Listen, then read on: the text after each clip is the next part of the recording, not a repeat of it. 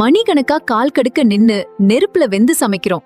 ஆனா சாப்பிடும்போது அந்த ஒரு வார்த்தை பாராட்டுக்காக மனசு எவ்ளோ ஏங்குது தெரியுமா? இப்ப கொஞ்சம் கூடினா உடனே குறை சொல்ற நாக்கு ருசியா இருக்கும்போது மட்டும் ஏன் ஊமையா போயிடுது?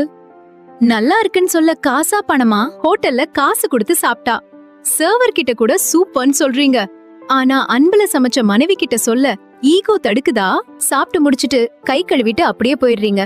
அங்க சமயக்கட்டுல ஒரு ஜீவன் உங்க முகத்துல ஒரு சின்ன புன்னகை எதிர்பார்த்து நிக்குதுன்னு புரியலையா? சமைக்கிறது ஒரு கடமைன்னு நினைக்காதீங்க, அது ஒரு கலை. கலைஞனுக்கு கைதட்டல் கிடைக்கலனா அடுத்த முறை மேடை ஏறவே பிடிக்காது. இன்னைக்கு ரசம் சூப்பர். எங்களுக்கு வைரம் வைடூரியம்லாம் வேணாம். இன்னைக்கு ரசம் சூப்பர்னு சொல்ற அந்த ஒரு வார்த்தை போதும்.